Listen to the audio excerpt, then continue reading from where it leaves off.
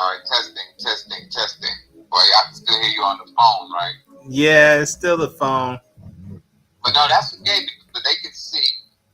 And then we need the YouTube audience. Can they hear? And if they say yes, they can hear. We good. We can do it like this. Okay, that'll work. All right, let me. Yeah, I'm ready to go. We have to think. No, that's hey, so be it. So be it. You know, like they say, so let it be written, so let it be done. That's the 10 commandments, man. That was my favorite movie. Oh yeah. Let me see.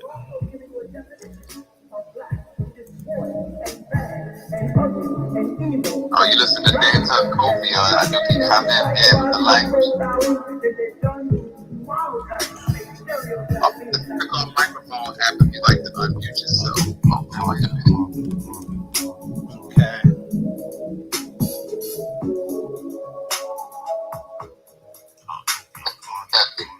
Testing.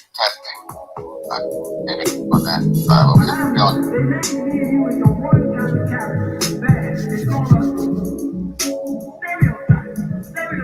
Well, one of the people in the chat said it's loud and clear. Good, yeah, you got the phone in the right spot. All right, let's rock.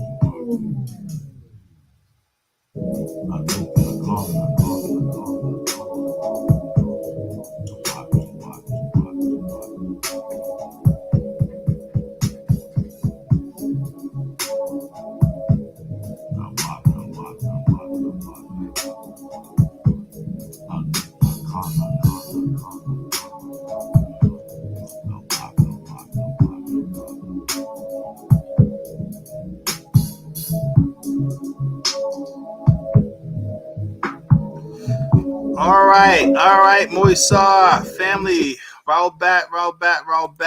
We're back another week on common ground. All right, we are back. It's Wednesday night, 7 p.m. to 9 p.m. We do our interviews of brothers and sisters who are coming on here to discuss their points of view when it comes to the culture, when it comes to what we're dealing with, and testing.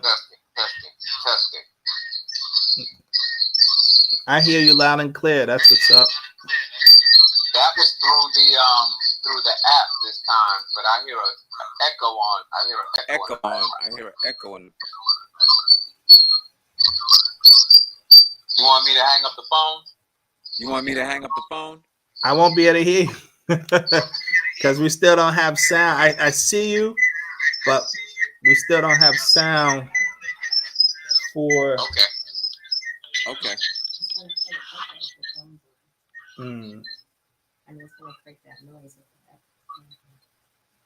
Yeah, because that's how it sounds to you.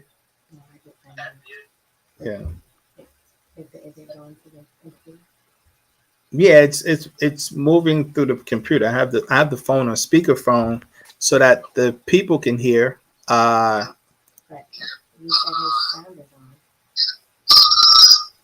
Yeah, his sound. Well, it's not. I would be able to hear him. but I can't. I'm here. I'm on the phone. I still got the phone on. Yeah, I wouldn't be able to hear you if I took this phone. If I took the phone Now, hold off. on. Let me do a test right quick. Testing. Can you hear me now? No. Okay, so yeah. All right. Right, because on my app, on my end, I can hear and sound clear, but through the app, it sounds like an echo, though. So, yeah, it is an echo. So I'm trying to turn off the sound. I'm not getting echo. Yeah, you can mute and put myself on mute. There we go. Yeah, I'm good. I don't have an echo. So I'm pretty I hear cool. an echo on my end coming from you. Okay. It could be because I'm trying. I don't have any other apps open. When you got the YouTube on, you'll probably have to turn your volume to YouTube all the way down. Let's see. I'm not on YouTube. I'm just using the software that connects me. So because I'm not connected to YouTube, I'm just solely connected to the Melon site.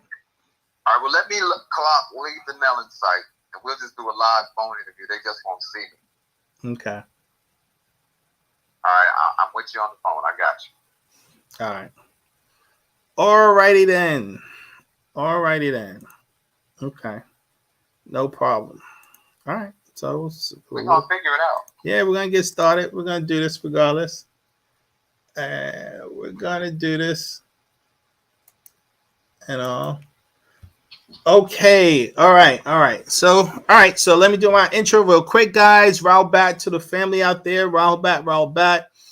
For those who do not know me, my name is Peti Sina Teptu Re'e, and I've been over a 30-year student teacher of the profound doctrine of the master teacher, known to us as Panabab Yananin, also known as Dr. Malachi Z.K. York, who has been teaching us our ancient culture.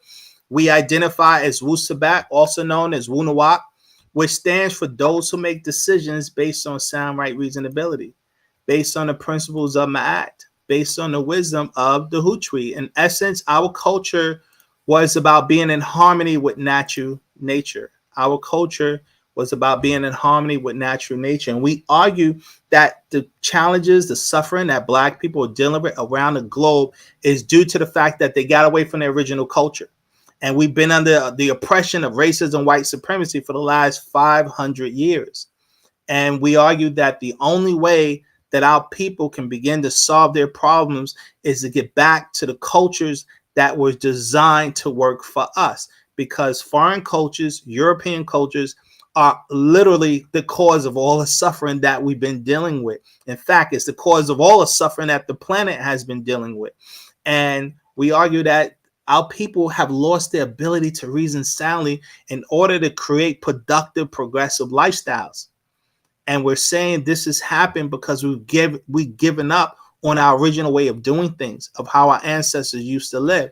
And this is what the master teacher, Dr. Malachi Z.K. York, has dedicated his life to over 50 some odd years, trying his best to re-educate us. And so I'm just one of many student teachers around the globe who has dedicated themselves to try our best to explain this culture, to assist our people in the best way we can to help our people in the transition into this culture, Wu-Sabat, away from the foreign cultures that we were all raised in. And so we're doing these we're doing these live interviews so that brothers and sisters can hear other brothers and sisters who are in the culture, who are living the culture, who are teaching the culture, so that you guys can get a different perspective. Because I know you guys, those who've been watching me, are familiar with the things I talk about, and you guys can check out all of the lectures that I put out on our channel. But I think it's imperative that you guys hear from other individuals, to hear different points of view on how they see things, what their solutions may be, how they handle and address things from the cultural perspective that, you know, we all agree to live by. And so this is the basis of this discussion. And I hope you guys learn a lot, because I think it's going to be very fruitful. Now, with all that being said, let me just set up what these discussions are based on, right? So let me read this, our little intro, which is this. This is a news show about interviewing Black people who are leaders and or proactive in their respective fields of vocation. Our goal is to find common ground where Black people worldwide can find ways to work together for the economic, social, and political benefits of Black people. We argue that for the past 500 years, Black people worldwide have been under attack by the Western world, who have pushed their agenda of racism, white supremacy. Now, define racism, white supremacy, meaning this is a social, economic, political, religious, educational, scientific, global construct created by powerful white men for the benefit of the white race that has first enslaved and or colonized African peoples for a set of clear objectives. Now, those objectives, objective one, why they enslaved us. One is slavery creates poverty for the enslaved and wealth for the enslaver. Two, slavery transfers power from the enslaved to the enslaver. Three, the enslaver used their power to subjugate the enslaved to their cultural ideals. The creator of a culture is the ruler of that culture, who is also the beneficiary of that culture. Four, the enslaver for the past 500 years has used their ill-gotten power and wealth gained from the enslaved and colonized victims and their descendants to increase their wealth, power, and cultural dominance perpetually.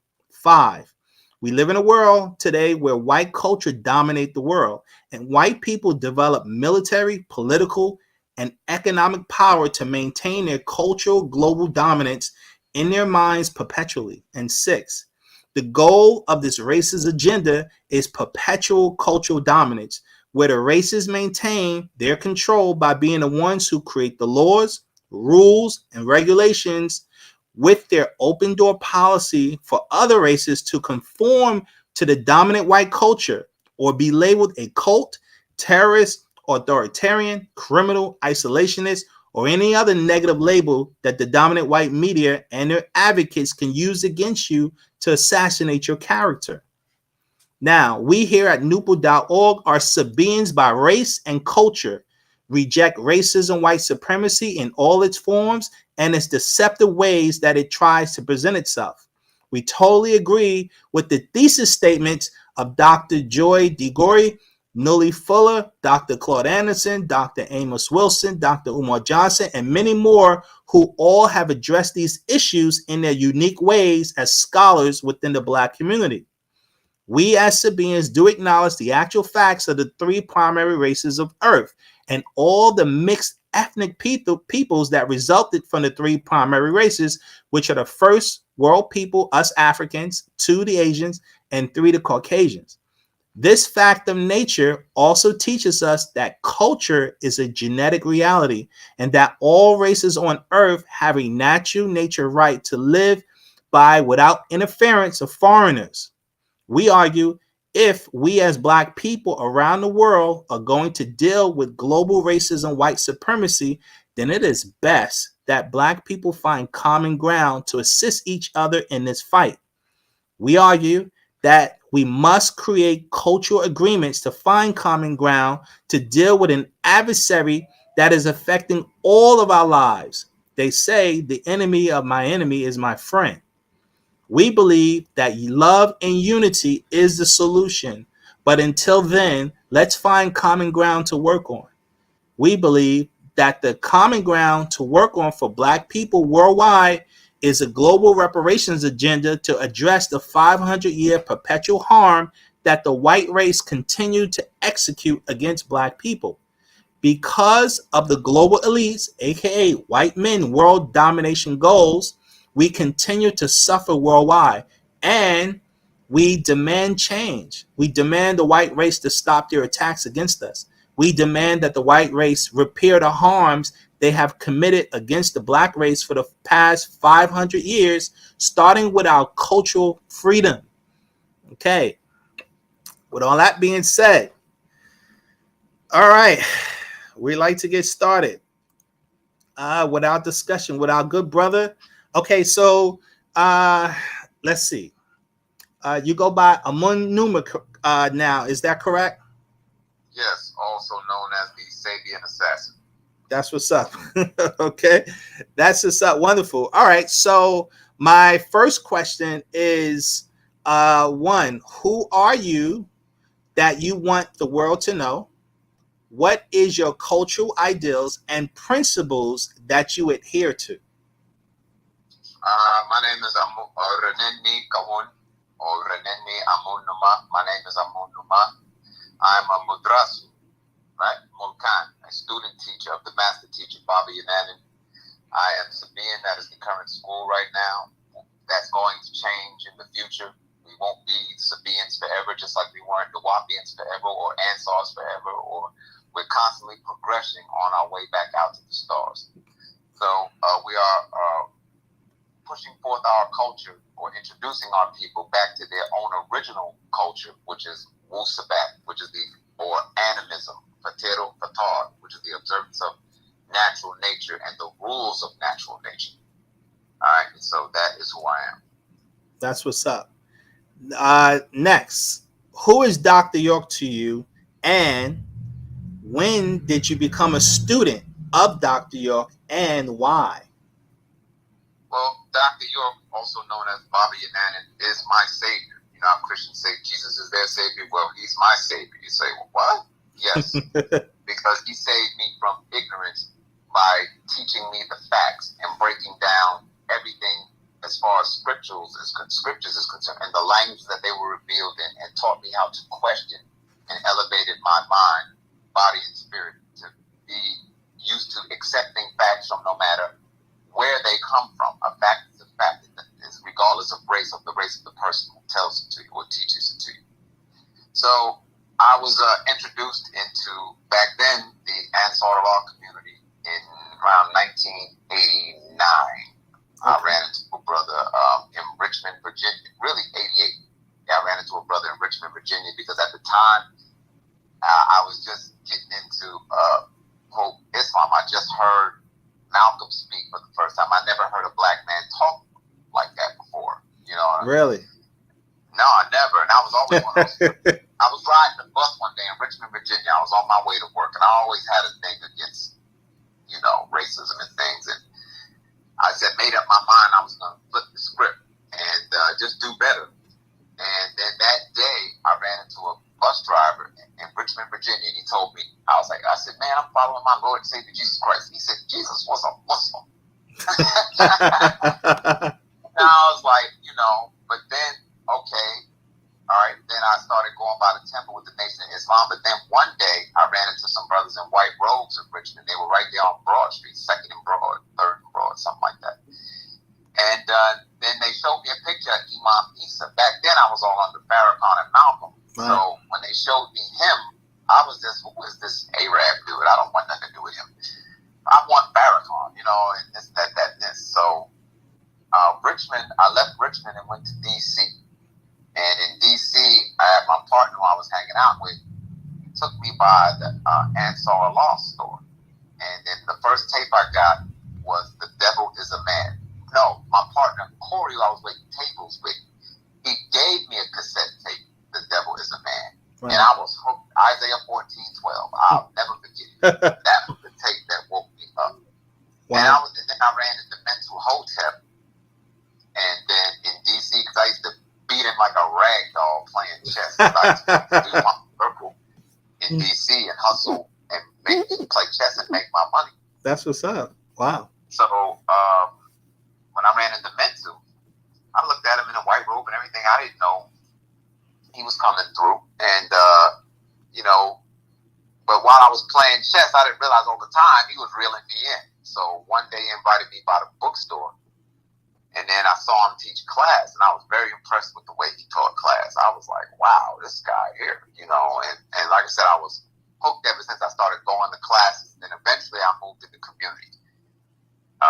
And then from there, I went to Virginia, back to Virginia. Now then from Virginia, Baba sent me to Memphis. And then from Memphis, we Tamaray, Tamaray, we helped build Tamaray, all of that. So that was my journey to where I am now. And how do you feel that? How do you feel that this culture? One, do you feel that this culture should be taught to Black people, and what do you think the benefits of it would be if Black people would adhere to it? Yes, I did. You did. Right. It's not for everybody. African people worldwide, we were under the spell of the Leviathan. You know, back then when we were reading, when he broke down the spell of the Leviathan, I didn't understand it with ghost and God and all these different things. I didn't really totally what he meant Correct. by the spell. But like I said, but you can tell now with the progression of right knowledge or Wu-Sabat or Wu-Nawab, how it has progressed is because now we know Santa Claus doesn't exist. Back then, you know, and they still pushing the spell of Santa Claus now. They do it in the news. The reindeer, you know, Santa Claus is going around the earth, and they got like the reindeer making. They got them put a timer on it. They still enforcing the spell. Christmas, same thing. All their holy or holidays, they still enforce the spell of the Leviathan when it's really about business. Right. But back then, in the 90s, it was a little different. You follow that? So, yes, all African people worldwide are not going to break the spell of Leviathan because of the genetic mixing, right? At the forced, I should say, genetic mixing. Some, like I said, as the sifting through, those who woke up and broke the spell are the ones that the master teacher is looking for. And like most people who have accepted the facts, right, are the only ones in their family, both on their mother's side and their father's side. So, henceforth, my family is those that do as I do. So now I have a new family now. Now my blood siblings, yeah, I love them and everything, but they're just not on that level right now. They still eat pork. Most of them still believe in Jesus, Allah, whatever they believe in. Follow that. Now they are my relatives. My family is Sabaeans, Wu-Sabat. Okay. All right. Well, that leads us to our next question: is what is your view of the Sabaean nation for the past 20 years that Dr. York has been kidnapped? It's a lot I can go into that, and it's very touchy right now. Right. Because the vibe right now is love and unity with Ashok. We're working on the event at the Clan Mother store in Lithonia, I think, or Park. I'm not sure. I'll get the full details on it with the return of Bobby Anand spiritually.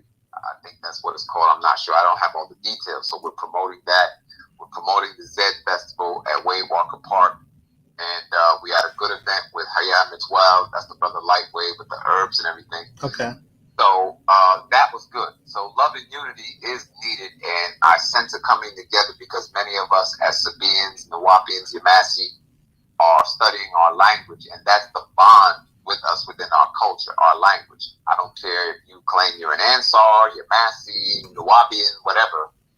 Our language is the key. So I'm speaking our language to our brothers and sisters, not the 6 ether Inglesi with the name calling. Right. Now, it's obvious for those who have been listening to our sisters Tabijets, right, and Pharaoh Shepses and Emperor Khufu, that there is things going on that is not agreeable. Okay. Right.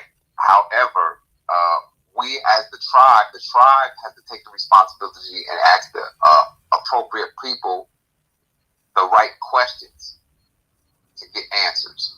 I'll just leave it at that there for right now because I want to focus on more positive things. However, they know. Well, let me ask you this then: imagine you was the minister of operation for the Sabaean nation. What would you do? Well, I don't like what-if scenarios. People who know me know I don't like what-if scenarios. You follow that? Because I'm not that particular title, and I don't have access to a lot of things right now. You know what I mean? So to me, it doesn't make sense, to be honest with you, that if everyone is on the same accord for Bobby Yanana's freedom, why it took 30 years. I feel that there are black devils who have infiltrated our tribe. I feel that, yes, there are certain black devils that are trying to keep it in there just for the money. Now, if that's false, which I hope it is, then the tribe needs to step up and push all efforts to not only alleviate and help him with his angioedema, but to get him out of there. Prove these so-called allegations against these so-called people who are fighting to keep him in there wrong, and we can shut all that down because he'll be free amongst us. I guess, yeah, what I was saying, I guess what I'm trying to ask is if you had the ability to influence the nation in a positive way, you know, because obviously you feel there are negative things that happen. If you have any suggestions, any positive suggestions or any suggestions that you think could help the nation. Yes. Learn your language. Right now, we have to, one thing the master teacher said is that the language will free him. Right. What does he mean by that? So that means if you and I right now were able to speak in our lahajna, right? That means the vibration of our language will elevate us all up if we're speaking it on a daily basis. Right now, we're at what we call the high C stages. Okay. 10% Misbatia and 90% Inglesi. Okay. Right? So we have to speak our language to each other on a daily basis, and that will raise the positive vibrations and feelings between us in the tribe. Example, I was working with a brother a while back, and we were practicing speaking the language, and we said, yo, do you, and a sister, we practiced it. I was like, you feel different? She says, yes, I feel different. He said the same thing. I said, you feel weird, right? Because that we could feel the vibrations and the energy changing between us from practicing speaking our language, and the energy got so hardcore. I was like, yo, we have to stop for a minute. We wasn't used to that positive vibe, that rush like that. And I was like, okay, he's right. The language, you pick up our vibrations as we get out of this Inglesi. Correct. More than just chanting 9, 3, and 9. That's fine. Don't get it twisted. But at the same time, speaking our language 24/7, then the Natharu and other beings who understand our language will hone in on that. Okay. And guide us in the proper direction. So the suggestion right now is speak our language. Myself personally, I'm not arguing with any Sabian, Nuwapian, Ansar in any other language but Misbatia or Arabic or whatever the master teacher taught.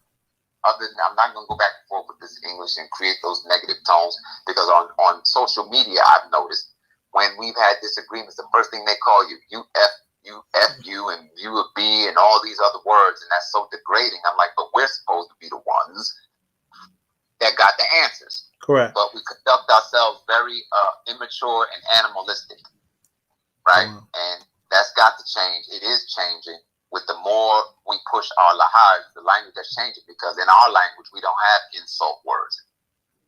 Correct. Okay. And outside of language, do you have any other suggestions for the Sabian nation? Things that you think we could do that will assist us in accomplishing our goals? Right now, promote the spirit of unity and the Zed Festival. Okay. Wherever it is, because we're going to have Zed festivals all over. Can you explain that to the audience? Yes, I will. Hold on a second. Okay. Trinidad, New York, Ghana, London, Barbados, right? Because many people are not going to travel here to the States because of what's going on. So right now you have to have a Zed Festival in your area, right? And the return of the spirit of Baba Yanan is like that Christ-like spirit returning in us as a people, that we should have ashuk for one another. You know what I mean? The elders, the 24 elders existed, 12 agreeable and 12 disagreeable. So at the end of the day, right, we family. Like I said, I had a knockdown fight, not a physical fight, but really words was bad, between me and my brother Shia. Shia's from Philly. Okay. And Shia broke down to me. He said, at the end of the day, we family. Right. And when he said that brought tears to my eyes. And I was like, you know what? Now that I know deep down he accepted me as family, despite our fights and all that, I'm like, that's what it's about. And me and him been cool ever since. So I said, okay, I got that same approach for all my brothers and sisters. Right. As long as you claim me as family, I'm going to claim you as family. You disown me as family, I disown you as family. Right. That's how I play it. Okay. Right? But as long as you say I'm family, and I say you family, we good. That means we can work this out. So despite what's been going on with the banging for the last couple of years, the one thing that the family wants to stop is the so-called slandering. Now, Let me address that. Slander is when I talk about your character without the facts. If you're doing something that is negative toward the master teacher's freedom and there's facts about it, I'm coming for your head. However, talking about your personal life and things that don't concern his freedom is not my issue. It shouldn't have been in my mouth in the first place. I agree with that. That slander. You follow that? So I'm sticking to just the master teacher's freedom fight. That's it. I don't care what food you like, whatever. That's not what color, what's your favorite color. All that's personal. Right? So now we're working on Ashok, love and unity. Right? People say they're fighting for the master teacher's freedom. Okay, let them show it. They're being put to the test by what? Questions. The tribe has a right to question about the master teacher's freedom. That's a fact. So I'm not going to aid to any negativity. I just stepped back and fell back. The clan mother came through the love and unity ceremony with Hayat Metwal with Life Wave. You know, we talked. She gave me a hug and a kiss, and she showed I shook. She put her best foot forward to reach out to me to show love and unity. So I'm like, well, yeah. So I have to respond to that, right? Okay. She came with love and unity. I mean, she didn't come saying, you know, nothing negative to me. She didn't come. She just said, look, it's about love and unity and et cetera, et cetera, et cetera. And so, hey, all right, I'm going to put my best foot forward in return, and let the chips fall where they may. Wonderful. Okay. All right. I guess the next question is, what is your view on a Sabaean nation working with other Black groups or nations towards the goal of liberation?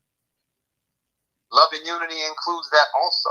Mm-hmm. And we definitely need to do it. Yes. Example, I'm out here on the streets, like sometimes the brothers, you know, we'll be working the intersection together. The Nation of Islam have their bean pies, fruit, and papers. I got my oils, incense, and books. It's no conflict of interest there. So we'll work the intersection together, and they show love. I just did a little mini film clip on my Pamos Batu channel, where the brothers from the NOI, Miss Atum Hutip, and Atun Ma'at Geb always work with the NOI. Now, even some Hebrew Israelites, good Christians, people from all organizations, right? We need to work together and come up under one umbrella because we all got the same enemy, so to speak. Right. Now, the biggest hindrance amongst us is the black devil. Okay? That black devil has got to go. Well, black people are killing each other at a very high rate, more so than the police, but yet the black leadership, right, will not address that. I'm addressing it every day. How you gonna blame the Caucasian for things in 2022? Yeah, I know he's the root of it. Yeah. But right now, right, Nubian or African people are killing each other every day over $5, over a bowling ball, over a chicken sandwich, over some hair weave, over you cut me. A person, an elder lady cut in front of somebody, you know, and the guy followed her all the way home and then shot her to death. You mean you didn't cool down by that time? This is the time, and you want to blame the Mukasu for that? Yeah, right. We're the blame, right? And we have to step up as a Nagar Nadu species of people and deal with each other. You follow that? We got to get back to the basic roots of common respect. So that's the aspects of the spell where you got a people that hate each other so much that you'll kill each other over the drop of a hat. And even now the system wins because now it's a life for a life. Meaning you kill a life, they take your life away. You do life behind bars. You know how that go. And you're constantly feeding the prison system and getting them paid, right? So we have to adjust that by boots on the ground. I take the positivity from all other organizations. When I'm next to the NOI or Hebrew Israelites or good Christians, we don't talk about doctrine. We're there, right, to reach people and lift them up. If the doctrine of the Hebrew Israelites is going to take a person off of crack and all of that other stuff, so be it. That's step level one. And when they clean themselves up and rise up and got more, and when their questions outgrow that doctrine, they'll find their way to Wu-Sabat eventually. So let that go. The NOI, the same thing. They have more discipline than we do. Way more discipline. And as they clean people up, You follow that. You gotta learn to work together, because, in other words, I wouldn't mind staying in the neighborhood and the NOI as my next door neighbors, because I know, one, they can fight, and two, ain't no drugs in the neighborhood. Okay. So in alignment with that, the Black Devil. Can you see my screen? No, I'm just doing the phone with you. Oh, okay. Now. I have the actual fact, the feeding the forces up, in alignment with your discussion about Black Devils and the problem. I assume you read this actual fact, feeding the forces. You can read it if you want as a review. Well, I wasn't going to read it. I don't know if you was familiar with that concept that we teach, and whether or not how you would correlate that to the Black Devil statements you made. I correlate the Black Devil. I just made it as simple as possible. We don't even have to go to an actual fact for that. You can if you want to. That's what I said. If you want to read it, you're more than welcome to. I could relate it, I guess, doctrine-wise. Well, I was. Black devils are just people that are purposely planted there by other organizations to take us down. It's a Black Devil. A Black Devil is one who's there to not only harm the master teacher, but to stop the progress of this nation. In other words, they're really, quote, black in skin, but 3 ether in force, or they're there on behalf of the ghost forces. They're there on the side of Leviathan. Right. Not 9 ether, Natharu. Right. And once again, because of the genetic mixing, right, they were the child that came through, with those genes to go over on the side of Leviathan. It's just that simple. You know what I mean? You were the one that got the genes of the Natharu. In other words, it's like this. Let me put it another way. There are many things that are being put out to stimulate our young children, to get them to go a certain way. Right now, they're teaching sexual education to all children, really, at way too young of an age. They want to stimulate that so you'll go that way. Right. You follow that? They stimulate negativity in the movies, in the music, all of these different things to get your genes, to get the dominant gene of negativity to suppress the God in you. I guess that's where I was going with that. Meaning when you say Black Devil, are we saying absolute, that's just what they are? Or is it the conditions that is bringing that behavior out of them? And if we change the conditions that they're being raised in, then we can affect the behavior. That's kind of where I was coming from with it. That's exactly 100% facts. However, for some it's too late and some it's not. Some have made a commitment that that's who they are, and there's no change in that. They have to help themselves. So just like me and you were raised in a certain condition, right? We heard the doctrine. We had, in other words, there was boots on the ground, and there were Ansars out there on the streets, and that gave us a choice to accept the facts or no.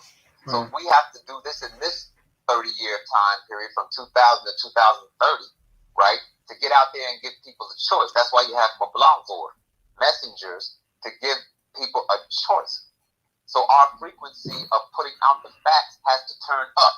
This is a frequency. My channel is a frequency. The parars, the books, those are frequencies. Right? And all people are doing their job to get the frequency out. It's just that the disagreeable frequency is louder than ours. Right. So, well, of course, the sources. If we had radio stations and all these resources like that, our message would be getting out louder. But regardless of that, right, that's why your ancestors guide you. That's why we have social media and things like that. You know what I mean? So, if a good Facebook post can replace 20 people on the ground. So, it depends. You know what I mean? But yeah, part of it is, like you said, I agree, is the conditioning, and then a person has a choice, right? After a while, you have to become responsible for your actions. Right. Okay. I mean, I guess that leads into the discussion about, it's one thing dealing with adults who convert to this type of behavior, but it's another thing of how the children is being introduced to become the new Black Devil. So I guess, because the master teacher always taught us to save the children. Well, before children became adults and doing disagreeable things, more than likely they did disagreeable things as a child. Once again, they're introducing the children to a sinful type of world earlier and earlier. There was a town hall meeting where the parents wanted certain books out of the library because it was influencing their children to sexual behavior as early as the 4th grade. Right. And they wanted the books out of the library.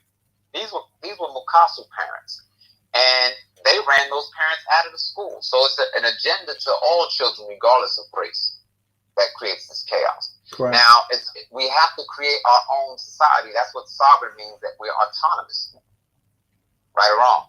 So that's why the freedom of our master teacher is very, very important, because then we'll be back in that proper state. That is what Tamaray was built for. However, we let them take it away from us. We, all of us, men, women, everybody, not just the men, not just the women, with the help of black devils or Hamen Wawu. All right. They definitely assisted in it. We got to get over that naive thing. Follow that, because when you watch the takedown of any other culture, they always use their own kind against them, like in the movie Geronimo. They use Native American scouts to track him down and catch him. And when they caught him, they put them on the Trail of Tears too. All right. So otherwise, without the scouts' help, they would have never caught Geronimo. It's another story. But my point is that they use your own against you. People who have sold out for Leviathan against you. And it was black devils that sold out and helped take down the master teacher. That's a fact. Right. No, there is no debate on that. I guess, as you know, when you study our history for the last 6,000 years, it's something I talk about. It was Africa's disunity that allowed us to be enslaved and be conquered. If the continent was unified, I argue that the Caucasian wouldn't have been strong enough to defeat us in the 1400s, 1500s, and so on and so forth. And they would have never developed their power that they began to develop in the 1800s, in the late 1800s, where they really had overwhelming, technologies to beat us, to finally, conquer us. And so I guess, this trader thing has been going on in our race prior to being enslaved by the Caucasians. So if it's a reality that we're dealing with, then, and it's a reality that's caused so much problems, as you can see with our situation with the master teacher, then we have to come up with solutions, because we can identify the problem. It happened with Marcus Garvey. It happened with Noble Joe Ali. It happened with the Honorable Elijah Muhammad. A lot of people know the Honorable Elijah Muhammad's brother went against him. And so this is a common thing or denominator within the black race. But I guess it keeps happening. And what's the definition of insanity? They claim is doing something over and over again and thinking you're going to have a different result. So if we know what the problem is what I'm kind of saying, well, how do we solve it? Because how do we get fooled with the okie doke? And we're the ones that supposed to have the right knowledge. Well, good question. But the first thing you have to realize that even the reason why we weren't united in Africa times and all that, you got to realize that the powers of the Vietnam were at its height. That's why Khufu lifted the immigration ban, remember, because of the forces of the moon cycle was coming in. Okay. So now, this year 2000, we're in the sun cycle, and the forces of nature are working for the Nagaru people. Right? That's the first thing. To get in tune, like you were saying earlier, about getting in tune with nature, and one of the ways to get in tune with nature is what? Our language. Right. Science is nature. Okay. So now that's one of the solutions right there. Get our language back, right? Get in tune with nature. You follow that? And that's just a start. However, we have to break the spell of the Vietnam with as many people as possible. And now it's mostly the younger generation, right? Not the older people. It's the younger ones that are coming forward because they have no fear. They don't want this religious crap. They don't want to believe in no God and no Santa Claus and no Halloween and all that other crap. You give them straight facts, boom, And just like at the event at the cultural center this weekend, it was young people there, packed. So as we reverse what we're eating in our diets, right, cleaning our bodies at an early age, we're able to clean our minds at an early age, and now we're starting to reverse our genetics. And this process we are at really about, but we're still between the first and second generation of reversing our genetics, because we haven't really had a generation of Sabians or Nuwapians that just speak our language totally as their first language. We've got some, but not an entire generation yet. Right. So that's what we're working on insofar as reversing our genetics. When you get a whole, like, in other words, we'll be the founding forefathers now in the start of the sun cycle to reversing our genetics. Right. That's the process we're going through. Okay. All right. So what is your views of when we talk about racism, white supremacy? How do you view that? How do you process that? It exists, yet right now I'm blaming Nubian people for one. Yes, I am. I'm going there because what I mean by blaming is refusing to take the responsibility of changing our condition. Example. So what? Well, before you do that, did you? Let me ask you a quick question. Let me get this answer out. Okay. Because I'll give you an example. In Stone Mountain, right, there was something that the Klan was going to have a march. And here we are in 2022, going into 2023, and black people are still getting upset because the Ku Klux Klan is going to do a march. Right. Who cares? Really? Let them march. Why are you even over there? You know racism is just a waste of time. Stop supporting them financially. That'll get ears a ringing. All right, we have some flags. Some of the Confederate flags have come down. Just because the flags have come down, that don't mean racism is still not there. It doesn't mean that we still getting hung and all this other type of tortures. Yet still, we kill each other 5 to 6 to 7 times the rate, right, than they do. I'm not condoning that anybody get killed. But that's what is being done about the black mothers losing children by the hands of another black person over a Subway sandwich or a Popeyes or a piece of hair. What about that? That's just as much racism as Mukasu racism, as white supremacy, black supremacy. It's just as bad. No one wins the race in racism. So I take you as you come.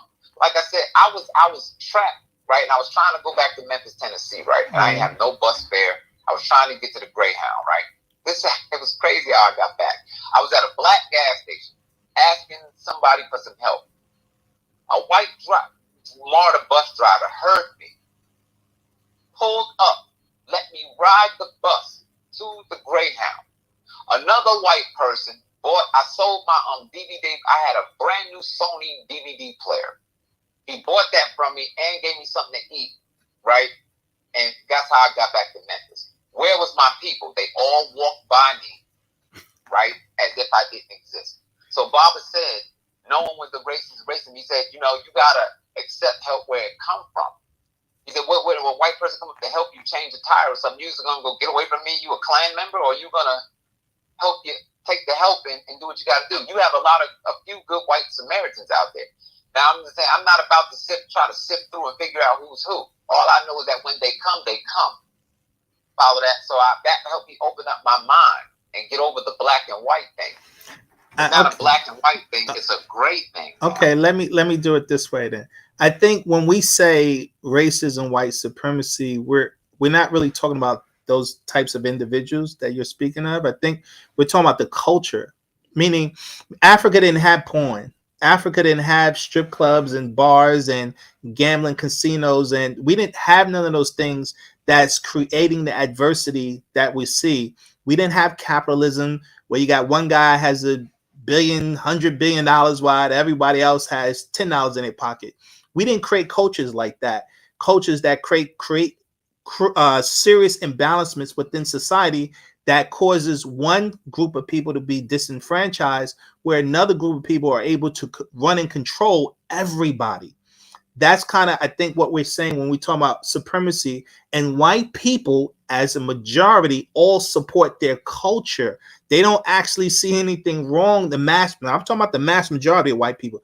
They don't see nothing wrong with their culture. They don't even they fail to realize that their culture is creating the chaos on the planet. And Now, and so go ahead. But the thing is that now we do have a culture, Wu-Sabat, and we have to push that. This is the alternative to that. The first thing you have to do is you have to create your own society. This is what Haru is establishing at the Culture Center, working with Parar number 9, right, to expand the culture. Listen to this: expand the culture of Wu-Sabat. Wu-Sabat as a culture has to expand for other Nubian people to know that it even exists, or they even have a choice, right? You have to see more examples of brothers in black and gold and sisters in their Butler Nubi. You have to expand the culture. You follow that? And the culture has to be seen. Right. Right?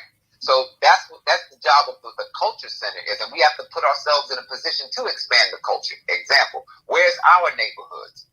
It's not going to be given to us, right? So we have to go literally financially purchase house by house, take over a neighborhood, and once it's all us in the neighborhood, then we can live our culture, because we all know who's on this block, and we have to establish the culture, like you said earlier, working with other organizations. I wouldn't mind living next to brothers and sisters from the Nation of Islam, even as a Sabian. Why? I don't care if they pray to Allah, Farad, or whoever. All I know is that there's no drugs in that neighborhood, and ain't gonna be no dumb stuff popping off. That's a stepping stone. And people need to see by example. So if I'm out here in my black and gold and I'm smoking and getting high, what good is it? I'm not saying people do that. I'm just saying, right? So an example of our culture needs to be seen. We need to be implementing the fact that we are building our culture and expanding our culture. And this is what Haru has been busting his ass for at the Culture Center for the last 2 years. Longer than that. So now the Parar number 9, the Culture Center have to work together to expand the culture here in Georgia. So now we take over some other parts of Decatur, Jonesboro, Riverdale, etc., etc. We have to expand the culture to give our people a choice. Okay. I mean, that's an excellent. So when you talk about this, the brother, you said Haru? Yes. Who is this brother that set up the cultural center in Stone Mountain? Haru was known as the master builder on Tamarack. Okay. And because I've heard about the store. I haven't been there yet. In fact, you sent out a text that that's the first time I even had the address for it. And when are they open, and when could people, come by, check out this facility? Every day from 11 to 7. On Sundays, we have language class and doctrine class. Fridays, Sia Amanet has language class and chanting with the children from 2 to 3, I think 2:30 to 3:30, something like that. Okay. They have also the color Festival of Colors. They have that when they'll put out a notice for that, the Sisters of the OES. And so it's a lot of things going on. This month, you're going to have, once again, you're going to have a lot of events going on this month. So the Z Festival. You're talking about May. The 25th and 26th. Are you talking about April? Are you talking about May, correct? May, yes, okay. May. Mm-hmm. I'm already thinking we in the May. Okay. That's all right. Mm-hmm. All right. Yes. That's what's up. And so I guess the other question is economics, and so that's what the stores are about. Is you have any things from an economic point of view that you want to maybe suggest or talk about when it comes to the nation? Yes. Right now we're having a drive, right, to get an alkaline water machine for the Culture Center. We had a water drive before and it was successful, but that water machine was a mineral water machine, and it's not big enough because we got more people coming through than what we anticipated. So now we're going to have another drive getting an alkaline water machine. Well, why is that? Why should our people be on alkaline water? Well, because that helps cleanse the system. When the system gets cleansed, you can get more. You're able to receive more positive mental thoughts. And we want to start serving more herbal teas with the help of Hayat Mitzwell, which is Lifeway, when he's coming through in and out. All right, so that's one of the things right there. What was also suggested is that brothers and sisters right now, if you want to work for yourself right now, there will be a business conference, a business brunch at the Culture Center on May 15th. I think it's a $15 cover charge. Give me a minute to get more information on that. But a lot of people need to get their LLCs and get into businesses for ourselves. Now, you can open up a store. It doesn't, you know, you can have some right knowledge books in there, but we need to open up smoothie stores. We need to open up better restaurants, right? Give our people choices of good food to eat. All right. If you notice, that's one of the hottest things that we have right now, that what I see in black businesses open up because shops and shacks. So now, the line is breaking up. Your call is breaking up. I didn't hear. Your sound is breaking up. Hello? Yeah, can you hear me? Yes. Yeah. No, the sound, I didn't hear those last statements about the smoothie shop and. Oh, yeah, smoothie shop, vegan type of eating. It's all over Instagram. We're starting to go that direction where this generation is changing our eating habits, right? So a lot of we need to, once again, when you expand the culture, you need more different choices. In other words, let's say if you're on the south side and there's no healthy eating places there, and you might not have money to go all the way to the north side to get something healthy. That's my point about expanding the culture so they can get a choice, right, and take it from there. All right? So we have to expand the culture and expand, you know, love and unity to me is not just limited to Sabians or Nawapians. It's to everybody. You show love in your Hebrew Israelites, Nation of Islam, Rastafarians, anybody who has that love and unity in their heart and you can do good business with, get it done. Right. You know what I'm saying? Right. So that's what it's about with love and unity. I'm spreading forth to everybody because at 5 points, everybody comes through there and a lot of people showing me love down there. Okay. All right. I mean, that's positive. So now getting into specifics when it comes to our doctrine and what we teach, a lot of our doctrine is pertaining to the UFO information. And I noticed that a lot of, you know, Black people have a problem with that. The master teacher the master teacher put out the book Man from the Planet Risk, and that came out I think in 95. So you're talking over 25 years ago. He's been trying to educate Black people about the UFO phenomenon since the 1970s. So are you saying that the spell is that powerful, or are we as students of the master teacher doing the best job to explain our doctrine? How would you view that? Good question. 1, the spell is that powerful. 2, we are not doing a good job of getting the message that the master teacher is out there. We're doing an okay job, but okay isn't good enough. All right, meaning we're online, which we you know, we're on Facebook, we're on Clubhouse, we're on Telegram, we're on YouTube, which is very, very good, right? But now, as far as a lot of people, word of mouth on the streets is how we did it as Ansars. Right. There was no computer back then. Right. But there was a computer, but there wasn't no internet till AOL came out in the late 90s, early 2000s. So back then, right, that showed you that we did it by the streets. And look how successful we were opening up communities in Texas, Michigan, all over, just from the streets. Right. Okay. So, no, we're not doing a good enough job to get the message out there. And the spell is very powerful because though a lot of the spell has been broken. See, this new generation who has broken the spell, right? They got what I call the God complex. That I can rule myself. They don't need any guidance. Even though you have broken the spell, right? Right. Even though you're on some type of Egyptology, Netter, whatever you want to call it, you still need guidance. All right. Correct. Where are you going? You know, are you just happy that you broke the spell and you have the I God concept? It's still not we and us if you on that right there. So No, this generation has the arrogant type of self-arrogating type of aspect where they don't need guidance, and that's not true. All the gods still need guidance. Okay. All right. So as when the God minds unite, then we'll be on to something, right? Because many of us are successful in business. In other words, you have a lot of African people worldwide that are successful in business, but they don't know nothing. They got the money, but they don't have the knowledge. We got the knowledge, but we broke.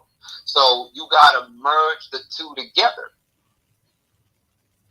Those that are willing to accept it.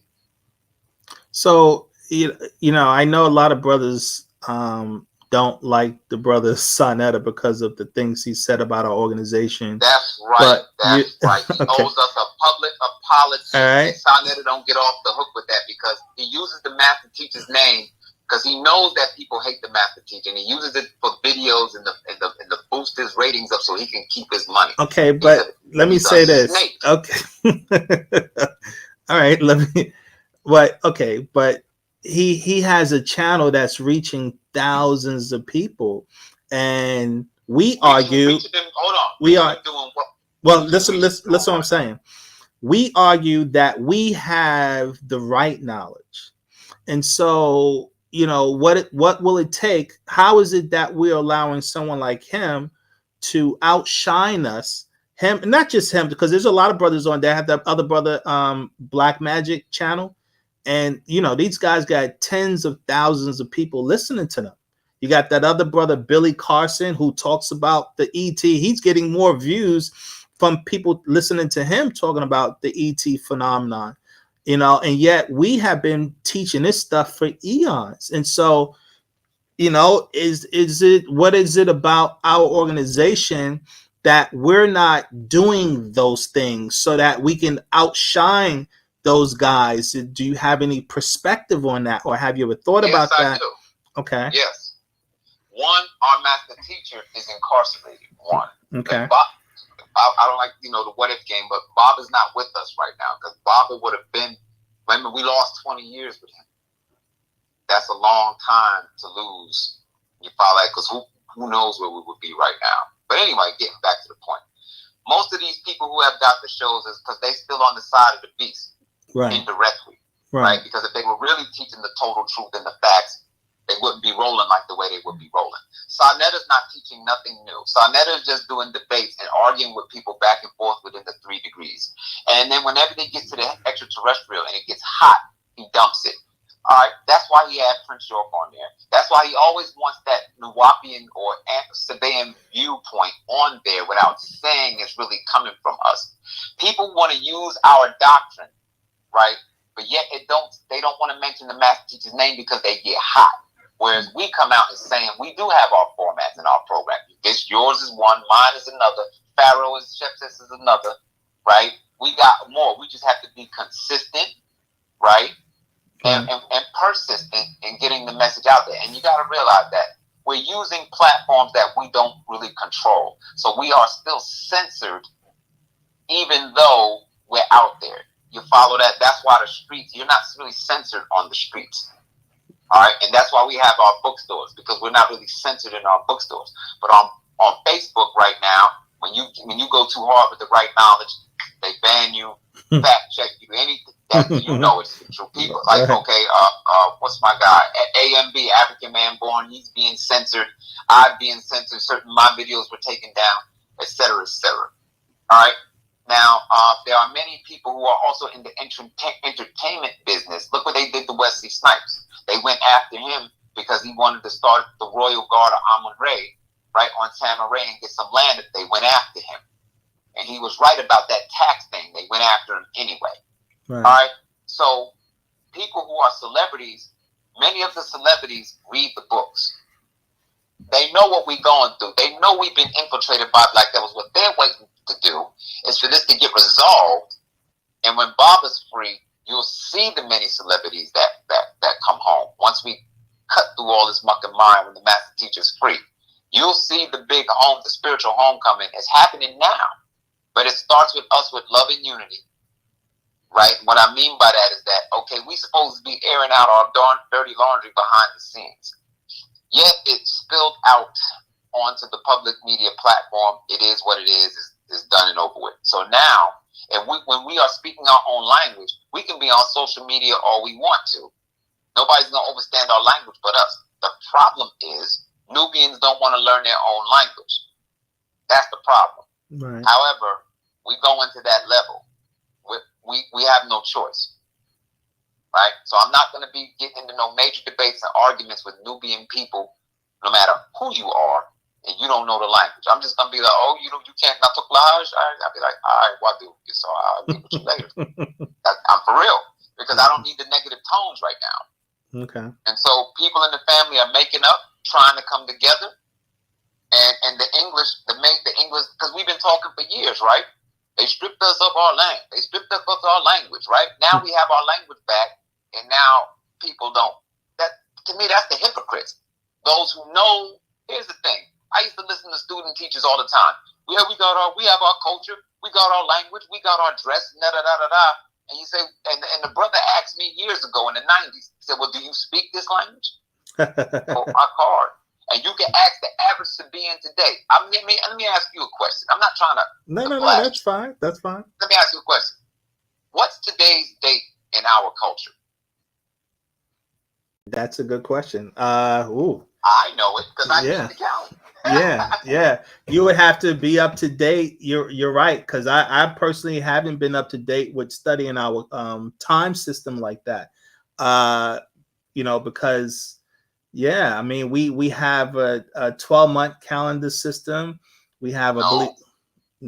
That's European. We have a 19-month calendar system. Well, we had a 12-month calendar system. We broke down the you don't recall that? We have a break. No. We have a all of our calendars are 19 months. I'll bring it up. To 1996, you can go back to 1992. I'll bring it up. Right? Now you put me to the challenge. I'll bring it up. You put me to the challenge. I'll bring it up so you can see. We did. Because the master broke down the names of the month, which was based on a subdeptu. You're talking about in the language of time. They give you the Gregorian equivalent, right? But our calendar is 19 times 19. It's a calendar with white, red, white. Correct. White represents the winter seasons. The red represents the fall and the summer season. Correct. And the green dot in the middle of the calendar represents the midpoint, which is the 10th month, the 10th day. That's the middle point of the year, which the Nawapian ball was always around at this time because that represented mid-year. Our calendar year is half a year ahead. So when Baba's birthday comes, or our new year becomes June 26th, we'll be in 2023. Now, if you want to keep it a half a year behind, that's on you. I keep the time. So I'm not saying I'm the timekeeper. I'm just saying I keep the calendar. No. That's what's up. Right? So we'll be in 2023, right? So 19 times 19 is 361. And whatever June, whatever, right, it ends. The rest of the days are a fast until okay. June Let's go back. Because we're clocking time based on the master teacher's birthday, correct? 19 times 19, that's our everyday, right? And you got to remember that some days, if you want to keep it equivalent to their calendar, that's what the 4 to 5 or 6 day fast is for, considering leap year, to keep it balanced like that. So, you know what I mean? So let's say that the year ended on June 22nd. So we would fast until June 26th. That's a 4-day fast. And then June 26th would be day 1, month 1, instead of June 23rd. Okay. Right? Now, every year around Baba's birthday, right, really, if we knew how to look at the stars, I think there's a certain point where you see the Leo constellation, and that's how you would know it would be our new year. Okay. Based on the summer, the summer solstice. Today is April 26th, right? The 7th, 27th. Oh, it's the 27th. Correct. So today is day 1. Is the 17th month, first day in our calendar. 17th month, first day. So we have 38 days until the end. 17, 18, 19. Okay, we have 57 days. 19 times 3 is 57.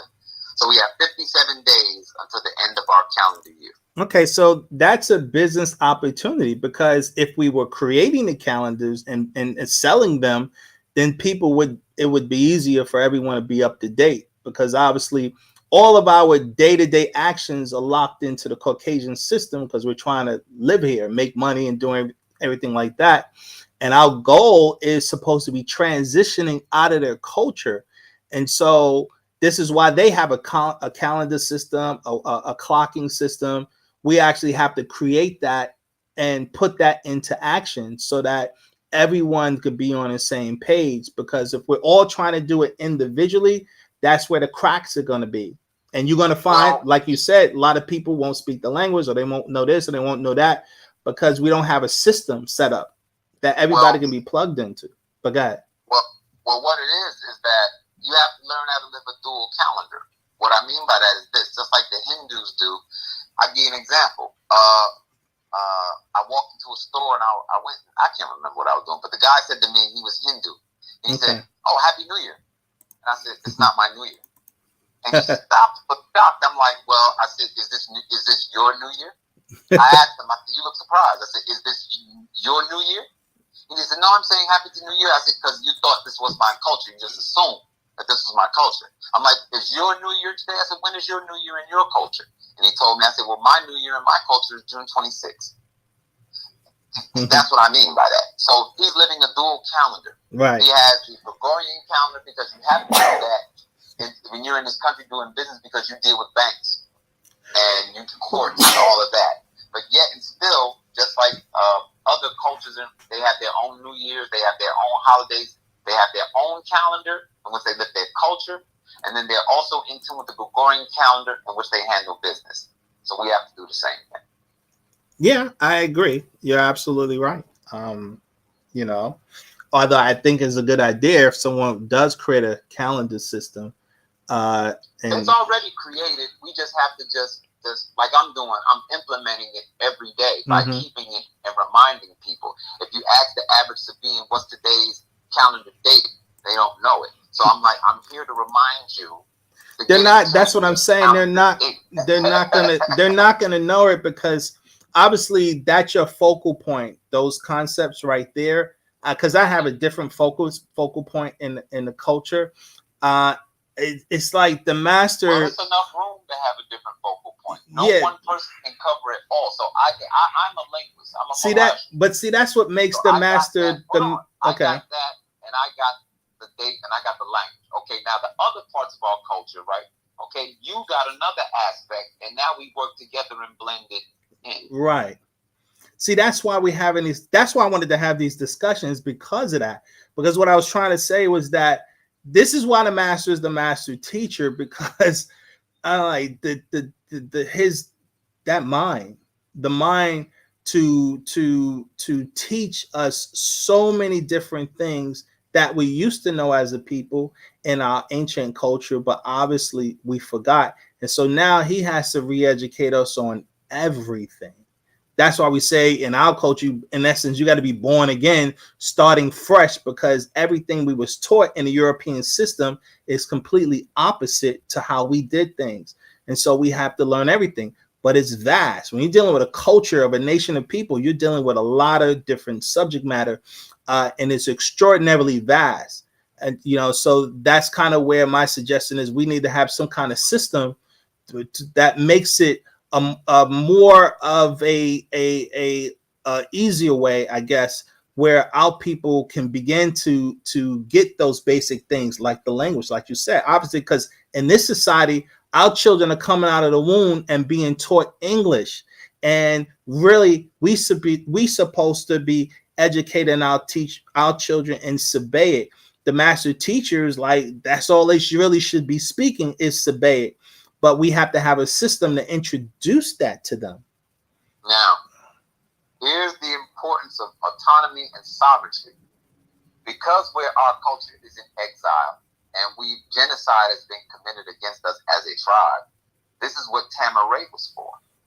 Remember, we were attacked. Correct.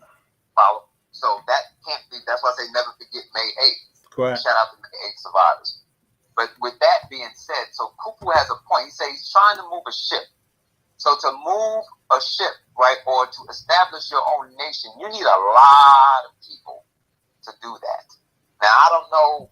Now, the culture part, I won't go there, but he's right insofar as when you're trying to move a ship, how many people you have to be involved. Because you said, I'm basing it off what you said about establishing these things. Right now, the only place that would be, quote, would be your parole or wherever we set up our communities. That's on us, the adults. I'm talking about here in the States. Every place worldwide, the adults have to get together and build something there where you are.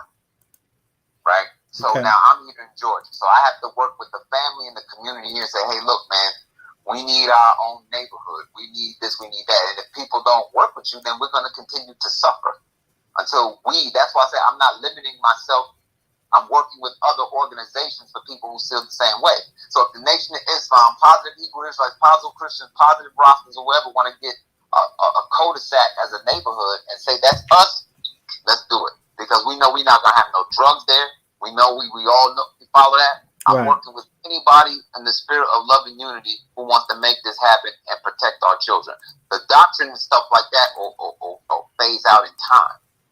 But our freedom, right, really rests with the master teacher. If he's not free, we're not free. Bottom line. Because who's going to be able to teach us the next level of affirmation? Okay. All right. I mean, that's what's up. And so where do you see us 5 years from now? Or where would you like to see us from 5 years from now? What goals? One, I like to see the master teacher free first and foremost. And then I'll roll with his vision for us as a tribe, like we've been doing it before he locked up. You might have any ideas that you had, you brought it, because he's the one that was sent to guide us out of this fellow to be then in the muck and the mire. So I'm not envisioning myself too far ahead of anything right now. Only thing my mind is on right now is freeing our master teacher.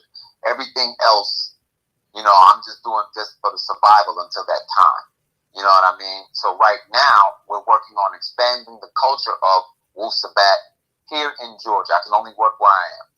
All right, working with the culture center and working with the clan mother and expanding and doing some healing, right? And working to expand the culture of Wu-Sabat or Wu-Nawab and getting things straight here in Georgia.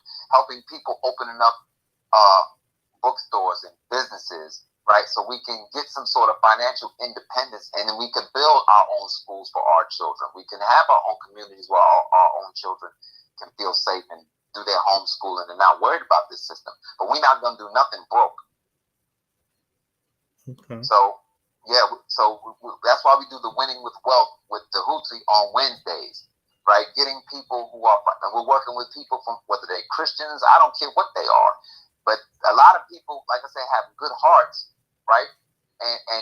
But yet they have the financial expertise that we necessarily don't. Like I said, we run our mouths all day about doctrine and extraterrestrials and what we know, but we broke. Bottom line, G. Very few of us have financial independence like that. So we have to get together and we have to educate ourselves in this finances and things and put things together, and we better get to work fast on it. All right? And the forces of nature, as we speak our language and raise the vibrations, the Natharu will tune in on us and give us guidance to unlocking the master teacher and freeing him, but we can get our guide back. I guess, you've been in the culture for 30 some odd years now. And what's your point of view on how, because you've seen people come and go in this culture. Yes. How do you view that? What's your how would you explain that your so-called Ricks, your so-called Chuck Morgans and these individuals? Well, they're unique because they not only left, most people leave and you don't hear from them again, but they actually left and began to slander. So I guess you have two types of individuals: those who will leave and you don't hear from them again, and then those who leave and then they actually slander after they leave. How do you view that do you view that just a them thing? They don't get it, and you just discard them, write them off. They don't get it, or do you view it? Is there anything you think we as a nation could do to mitigate that, to mitigate people losing the focus, the vision of the mission, or we just write that off and say, you know what, that's just nature, and that was their time. Well, that's one aspect to look at it that way. Where you just said that last statement, that's nature, and that was their time. Yes. Now, there's a lot of things we have to explain with this. Okay, and let's take it back. There are several types of agents. All right, you have the alphabet boy agents. Okay. And then you have the six ether agents who secretly made, when you read the Vietnam book, they made a pact with Louis Tanano, with the Vietnam. You have them. All right, those mostly are your slanderers. Now, COINTELPRO and other organizations hired people to start trouble, like they did in the 60s. Right? They had undercover. I saw the documentary, and the agent came up and came clean and was like, "Well, he was paid by the Alphabet Boys to start trouble within the Black Panthers." You have those type of agents. All right, so you have those people amongst us now. All right, they purposely there to start trouble because that's what they made their allegiance to. That's what they're getting paid to do. All right, now, you asked me so many different questions, but I'm trying to just. Yeah, well, and that's just, I'm saying we had two types of people that leave our organization: those who leave that you never hear from again, and those who leave who begin to slander the organization. Okay. And I'm asking, is there any responsibility for us, meaning to be better role models, in our organization to probably mitigate that? And let me give you an example, because I know. Hold on, because I'm forgetting the question. Okay, I'm sorry. What? Go ahead. All right, go back. All right, so the ones who leave and slander, right? Those are your paid agents. Okay. Regardless of organization. Now, the responsibility that we have when you're dealing with slanderers is to out-teach them. So Chuck Morgan has a website. A lot of people who don't know nothing, they go to Chuck Morgan's website, like the Cuban Missile Crisis. I call them. Go to Chuck Morgan's website. As if he's the know-all, tell-it-all, right? And you just simply take the challenge, go to his website, like the brother did. He in Atlanta now. The real Nuwabian consul. That's what he called himself. I'm gonna respect it. He can do what he want to do. Right. Yet he took on the responsibility of going through Chuck Morgan's questions, which is not complete, because Chuck Morgan, all he did was bite Dr. York's style in the intro to the book and everything, talk about plagiarism. Right. Right? And he doesn't have 360 questions to ask to this day because he can't think of 360 questions. But anyway, Consul took on the responsibility and answered those questions with the facts. So now they have to be put out. We have to out-teach them with the facts. That's all you got to do. Right. People are hating on Dr. York and don't have no evidence about the fact. But I learned how to deal with that. So when people say, "Oh, you support a slanderer, he's this and that, and it's my first, or a pedophile," I'll go, "Well, my first question to that person who accuses him of such is, what did he do to you? Did Dr. Malachi Z. York molest you or commit any crimes against you? No." Second question, who do you know that say that happened to them? Most of the time they lie. I know people. Give me names. Give me dates. Give me times. Right. Let's go. Let's do it. Right? Because the object is, if you're saying you want to save me from following somebody that's not correct. So give me the facts. Okay, they 0 for 2. So you don't have no experience. You don't have no evidence, which means that your reasoning is based on unfactual and hearsay information. So you can get the step in. So I know how to dismantle people as quick as they come because I know the case. Right. And I know how to question people. What did he do to you personally? Right. So most of the people who slander, the answer is nothing. And then we can dismantle you from there. So our responsibility is to out-teach the slanderers. Sarnetta is a slanderer. We out-teach him. He just uses us and our name for views. People who start these new YouTube podcast shows, they always start, not always, but most of them have started shows, and whenever they want something controversial, they'll say Dr. York, hoping to get one of us on there, and that builds up their channel and builds up views and da-da-da-da-da. If it wasn't for us, they'll have nothing to talk about because they don't have nothing new. They can't teach. And anything they do teach, like Young Pharaoh and Sarah Seti and all the rest of them, they got from Dr. York and try to twist it around and say it came from somewhere else. So you're not fooling nobody. We know our doctrine when we hear it. So let's get back to something you said earlier about the extraterrestrial. Most black people or African people, you're right, especially here in the West, are afraid of that because they're afraid to take responsibility for their own lives. They want to, like I said, when people are getting money and living high off the hog, it's thank you, Jesus, and all this and all that. Right? Right. So that's what it is with them. Like I said, many of us genetically have to be called. Many are called. Add something in that genetically. And many are chosen genetically. It's the best of the genes that's coming that was able to come up out of this slavery, right, and not become a nigger, so to speak. Right? Bob, remember in the introduction books, he says, what? I'm sifting, looking to find those ones who are able to become purified, right? Correct. He's sifting through too. So he's picking and choosing too. He's the great sifter. You put the doctrine out there, right? You pick up who you pick up your straining basket, right? And the people who fall out represents the people who have passed through certain schools, and those who keep in the strain, those you keep. So what do you say when you hear the master said that this affirmation was supposed to transform us as students? What does that mean to you? That it's working. It is transforming us as students. It's transforming me through the power of the lahars, the language. It's changing my vibrations. I'm able to tolerate things that I normally would really not tolerate. However, getting out of that sixth ether tone and these sixth ether foods that are bad for my body and clogging my thinking, I'm your changing. Tag your transformation. Be lahajnu. So, yeah. I have dual language now. So when people tell me, when I say English is not my language.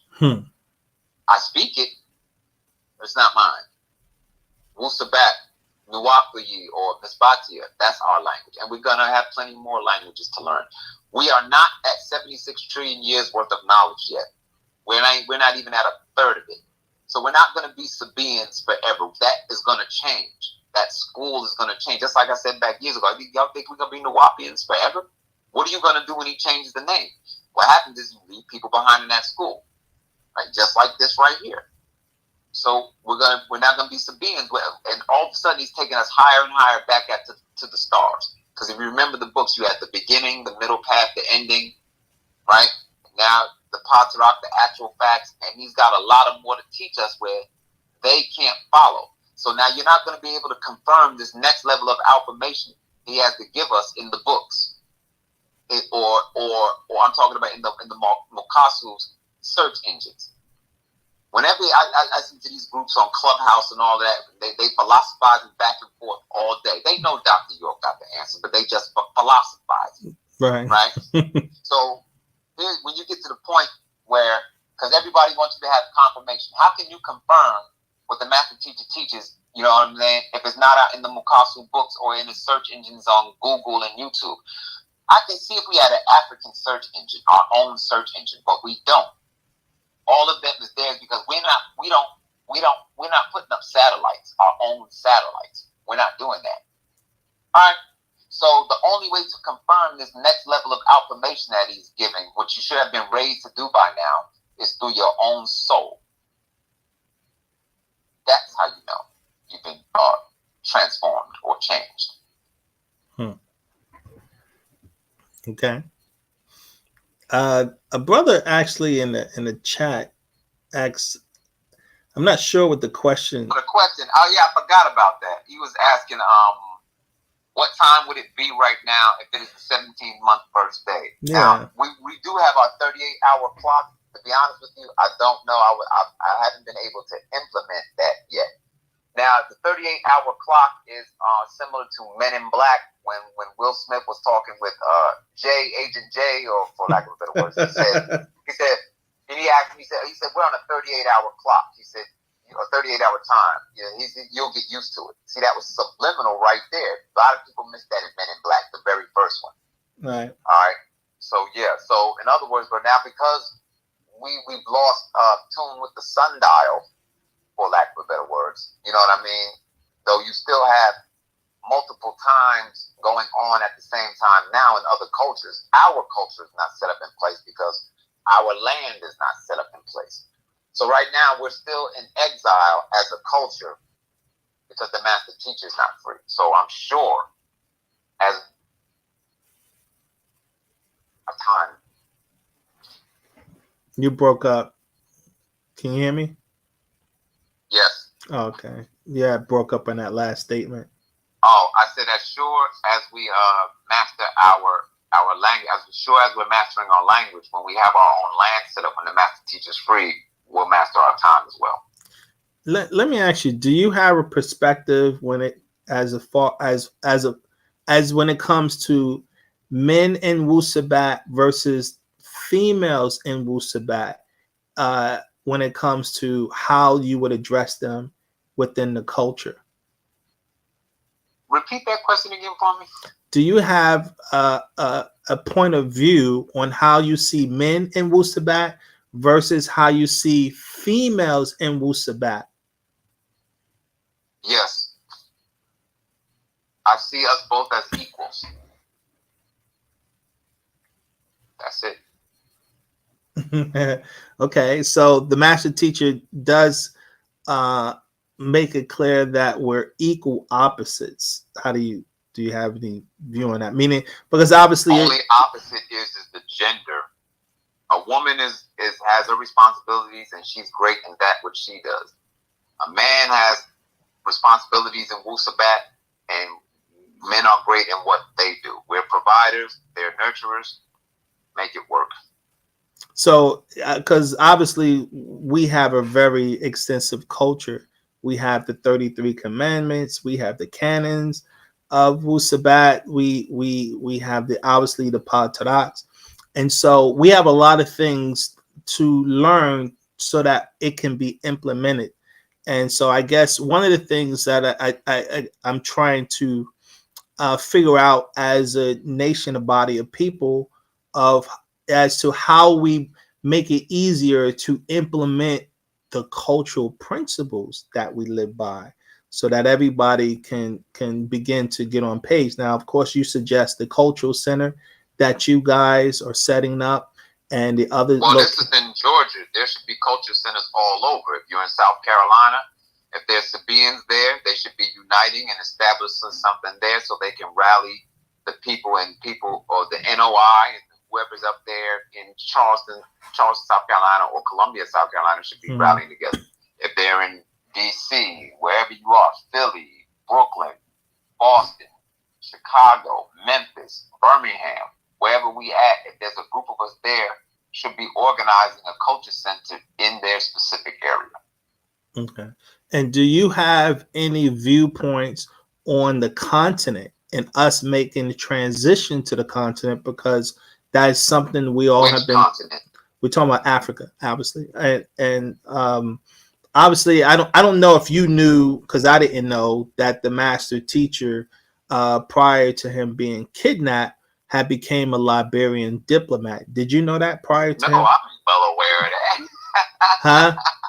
I said I know the case, so you know I know. No, I'm saying, did you know about that prior to 2002? No, I did not. Oh, okay. I saw the flag book, but back then, very few people knew. Okay. Okay, so apparently the master teacher obviously did that because our eye was supposed to be on a continent, Africa. I remember being in newcomers classes going back, and he would tell us when we used to have the Hall of Knowledge. He would tell us his life goal was to figure out a way to get us all to the continent. And so that was always one of our missions, even back in the 70s and the 80s. And That's so, right. You said that on Answer Our True Light tapes. We will go back and help Mother Africa. Yes, he did. yeah. And so, do you have a point of view on Africa and our people trying to make connections there? Right now, no. Why? The reason why, Okay. because I'm here in the West, and my only focus is just bringing the master teacher right now. My eye is on Trinidad because that's closer. Okay. Right? And many people right now, if they were to leave and go to Africa, wouldn't survive. Okay. How would you go to Africa? What plan? How would you make money?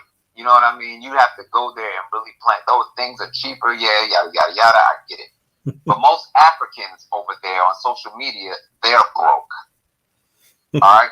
So I'm just telling the truth, man. They are broke. They don't have no money to buy no books, no international shipping, nothing. Well, no.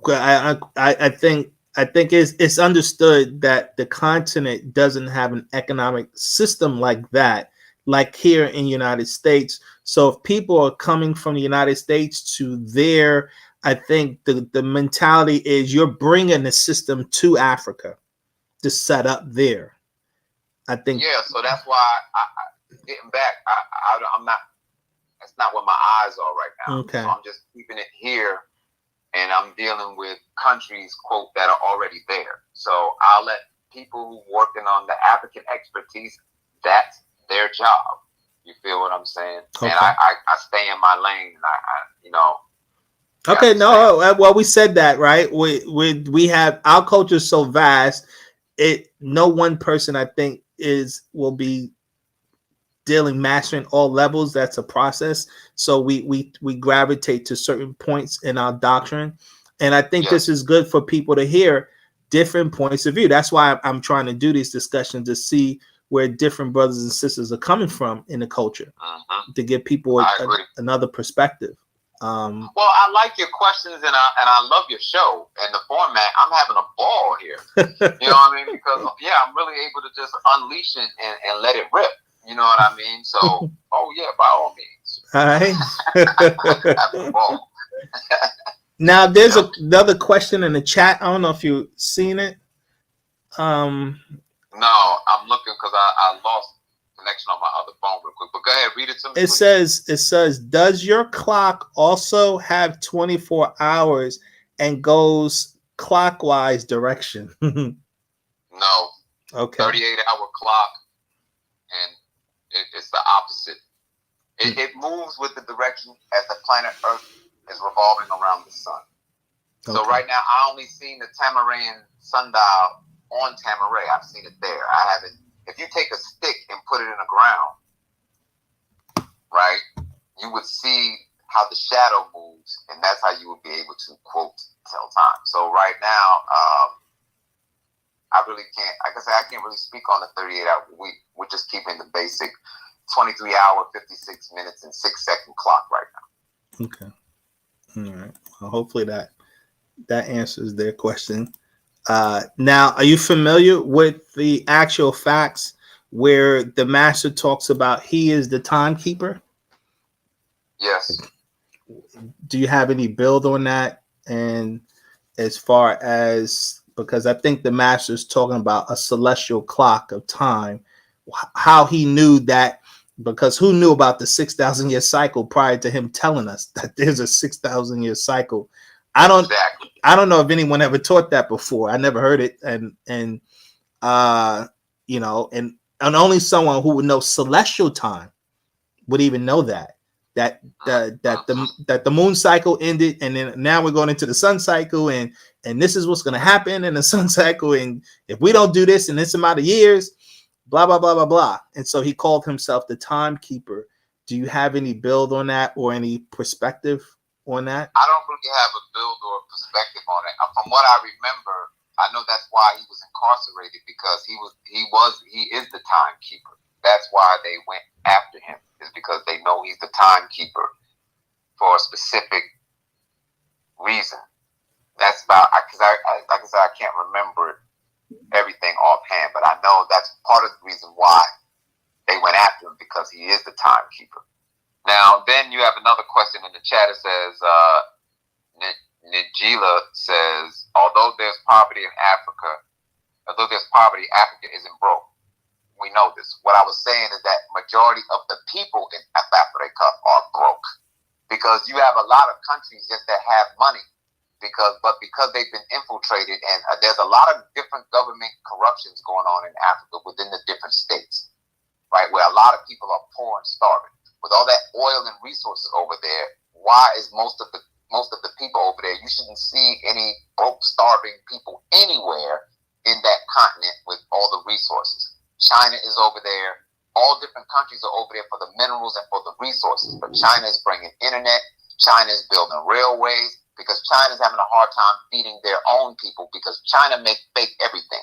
They make fake tomatoes, fake eggs, fake grits, you name it.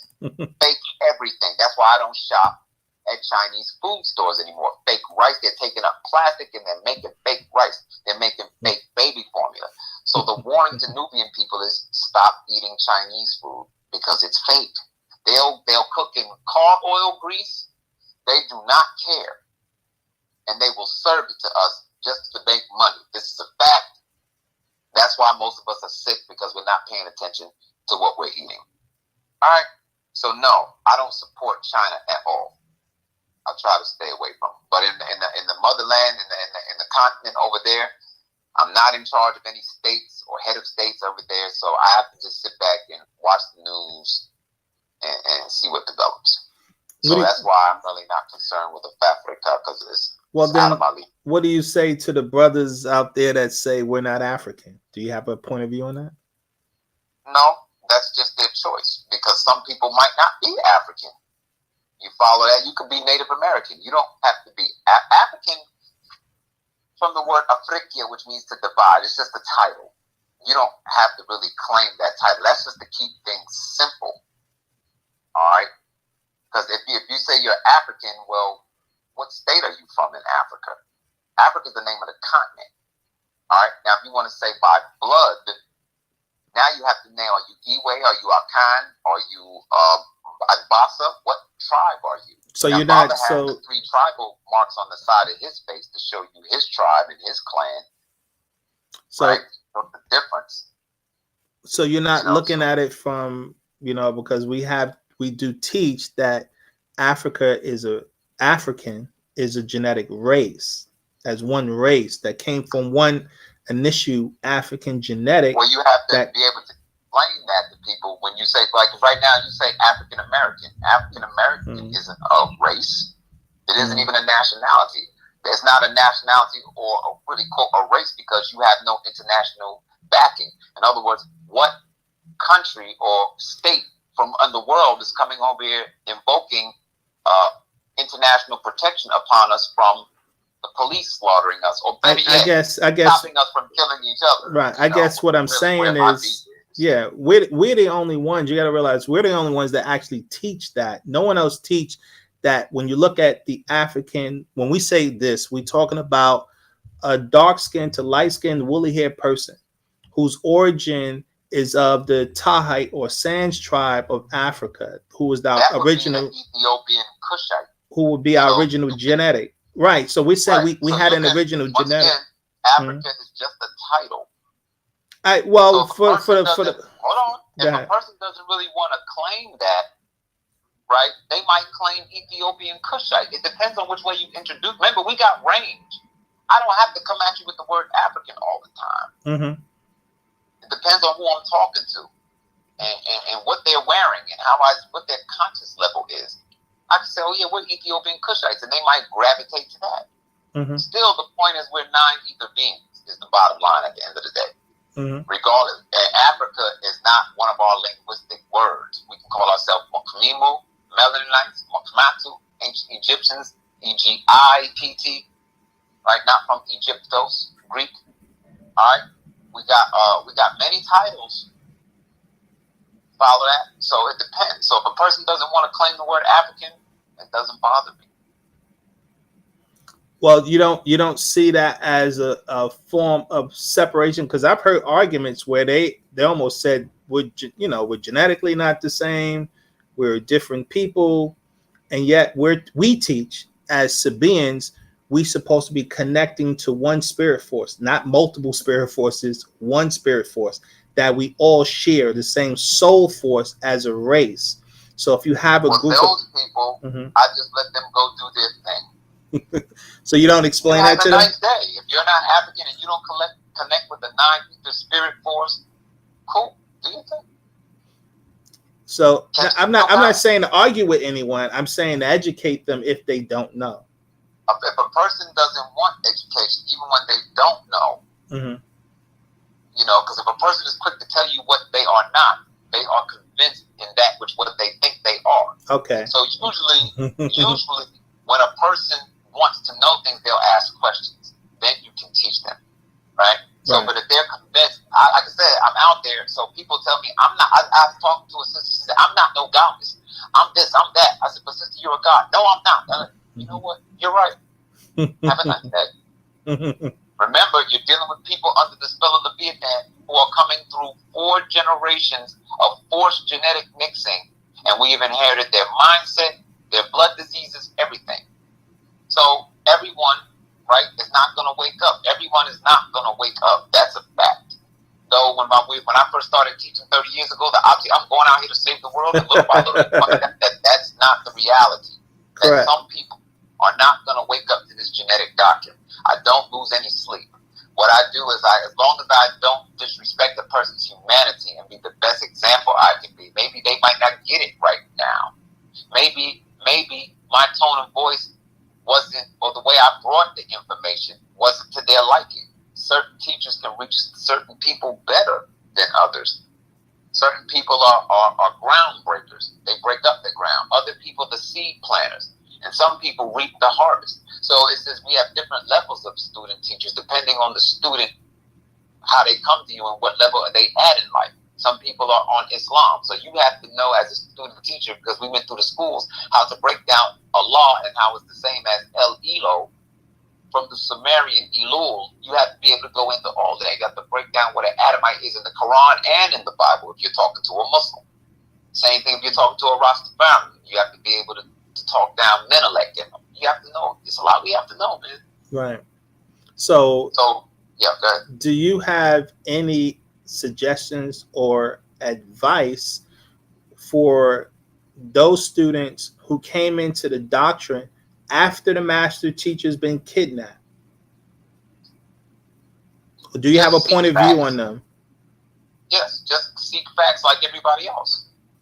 Seek facts like everybody else. Read diligently through the information, and you should be still becoming a student teacher to spread the word of Wu-Sabat. It's about spreading facts. And bottom line, at the end of the day, you don't need permission from anybody to get out here and propagate. Get you your black and gold, get you a dashard, a crown. Get out here, get on it. Learn your language, know your culture, know the case. So when people want to persecute you for righteous name's sake, you can defend the doctrine, your math teacher, and yourself. Like I said, I want people to come up to me asking me about the case. I got something for you. My first question is, what did he do to you? First question every time. Okay, all right. So we're about to close out. Last question. And let's see. Is there anything that you think the public should know that we did not talk about?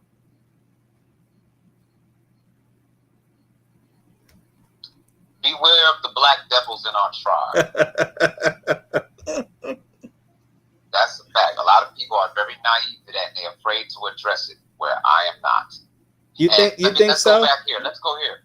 In the Ansar days, the Majayu, and there were a lot of black devils in the tribe back then that ran innocent souls and people away. A lot of the Majayu beat brothers, innocent brothers, that their turning was low, they abused them and things like that. Those were black devils. And Baba got blamed for something that black devils did. There were people that abused their authority, right?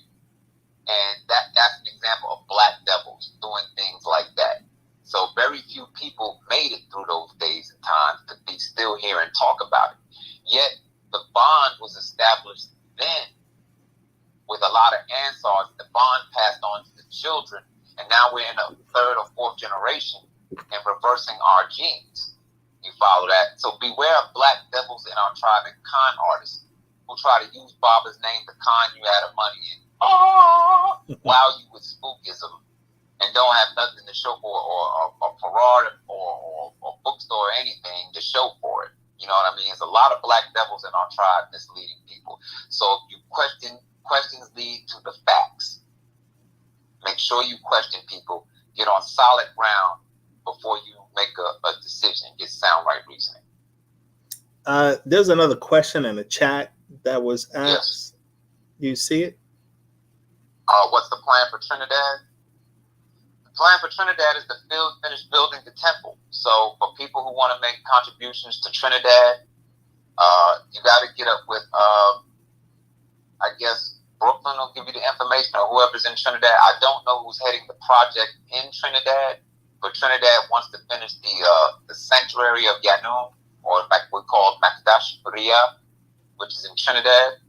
Right, we have a very strong family in Trinidad. That is, the language is bringing us all together again. Once again, when we're speaking our language and our culture, right, the new generation that's coming through the culture center, they want to know the language, and I'm there for them, right? Because I'm teaching them words, I'm teaching them things, but we're communicating little by little. And then before you know it, our language will be the hottest thing on the streets. Certain words, certain phrases, they're going to know, just like certain words and certain phrases that in Arabic that we picked up, that the average person who ain't even studying Islam know. Like I said, brother, what's up, Ak? And he was like, oh, what up, Ak? I said, you Muslim? He said, no. He said, but that means brother, right? And I was like, wow. But really, Ak is your etheric brother. Ak from Akak Uyi, Akak, ether. That's what that is. So we didn't know that back then. We just called each other Ak, but right. You didn't know why. But it has something to do with ether. All right. So my point is that our culture, and now everybody in Atlanta, majority of Atlanta, over 50% of people in Atlanta are blacked out every day. Black on black is a thing in Atlanta. Where when we came down here from the South in the 90s, people weren't wearing black like that. Now, a lot of people are wearing black in Atlanta. That's an example of our culture. What is also our culture spread? When the young generations, what do they say? Facts. Oh, that's facts. Facts. Mm-hmm. Right? Where they get that from? Us. So keep spreading our culture, remain positive, right? Watch for these black devils in our organization, in our tribe. They exist. And stay on with love and unity. Stay out of the dumb stuff and communicate with each other in our language as much as possible. When people call me, they call me speaking Miss Batia. They pull my card. They are people that are about it. We're speaking our language. So that's where I'm going. And, I'm going to continue to love it. I shook with the unity, right? Let me say this, okay. Right? For people who want to stop the slandering, let me tell you something. Stop the negativity, the seances, the witchcraft, and all that other stuff that you're doing, and the slandering will stop. And I'll leave that right there. Last thing, where do you go promote at, and when do you go promote? And if somebody wanted to connect with you, and some days I don't go out because I'll have busy things online that I have to do. But mostly every day I'm at 5 points. Okay. You can find me in the evening rush hour, or I'll just go where I'm moved. I found myself in Duluth one day. I don't know. I just go everywhere. Okay, we got people from other states listening. So where is this 5 points? Oh, 5 points is downtown Atlanta. But go by the culture center. Go by the bookstore. My job is I get out there and I direct people to the bookstore. The bookstore is 46 All Eyes on Egypt Stone Mountain, 4687 Rockbridge Road, Stone Mountain, Georgia, 30083. That's the place you go. Don't come looking for me at 5 points for what? Go to the bookstore where that's an established location where Zamal Daniel is there every day from 11 to 7. Sunday, we have language class and question and answer class on Sundays, right, from 1 to 6. Okay. Right? That's when I'm usually there. And right now we're preparing for the Zed Festival on June 25th and the 26th. We're preparing for the event I'll get more information on that May 8th, right? The Do spiritual return of Baba Yananan. We got a lot of things busy, so it's about love and unity Do right they now. need Like I any said, help or support or like with the Z Fest or anything? yes. Okay. So let me. The number to the culture center is. Let me see. That was a good question, Petty. Thank you for that. Because I'm just busy running my mouth. But no, I enjoyed the show, man. I love the questions, man. Those are good, in-depth questions that really, we need to get down to the nitty-gritty with this thing. Yeah, we do. 678-895-6926. Once again, that's 678-895-6926. All eyes on Egypt Stone Mountain, 4687 Rockbridge Road, Southwest, Suite 13, Stone Mountain, Georgia, 30088. Right. Also, right, there are a lot of people that call me from out of town today. The OES are looking for hotel rooms to see if we can get group discount rates, right, so people can find good places, decent places to stay when you come down, because it's going to be a weekend thing. So a lot of people will be coming in on Friday night. We'll be at the Culture Center all day Saturday, and Sundays where we're going to wind it up at Wade Walker Park. So it's large already because people are definitely hitting me up and asking questions like that. So that was a good question. So yes. So we're talking June the 24th, which is a Friday, June the 25th, which is a Saturday, and it's going to wrap up on June the 26th, which is our New Year, and also the Master Teacher's birthday. Is that correct? On Sunday, yes. Friday, people are going to be coming in, but Saturday, people will be all day at the Culture Center. Events will get started around 12, right? But the drum ceremony will be at the Culture Center on Saturday. And then Sunday, right, when people go back to the hotel room, get freshened up, get a good night's sleep or what have you, Sunday we're going to be at Wade Walker Park all day. We have 3 pavilions all booked out, and we'll be there at the park on Sunday. But Saturday, the major events will be at the Culture Center, where we probably have a question and answer class, everything, doing all that throughout the day leading up to the drum ceremony. Okay, great. And so if you get any information as to them needing any kind of help, you can give us an update so I can put it out there for people. Yes, I'll just shoot you a text. Okay. All right. So I'll let people know. And another question from the chat is, does the book... Yeah. Books, I'm texting it now. Yes, I'm texting the answer to that now. Yes, the bookstore ships books. Once again, it's 678. All right, 895-6926. Right, give a call. Right, yes, we do ship out books because I'm the one that usually gets it out. The post office like 2 doors away, right there from the bookstore. That's the beauty of it. So I'm very responsible when it comes to shipping out books. People know I do not play. Oh, real quick, can you explain to the people what is the Z Fest? The Z Festival is our yearly festival where the family comes together from all over the world or different parts where you are, and we celebrate another year of our culture and another year with the Master Teacher. It has been sad lately. This is the first Z Festival we had in a couple of years, but we're celebrating his spiritual return. Right now, you have to call. I would call the Parar on Lithonia, Parar number 9, for more information out on that. All I know is that when I was told that the Master Teacher wants to get this out, that when a message comes to me from certain people, then I know that the Master Teacher put a stamp on it.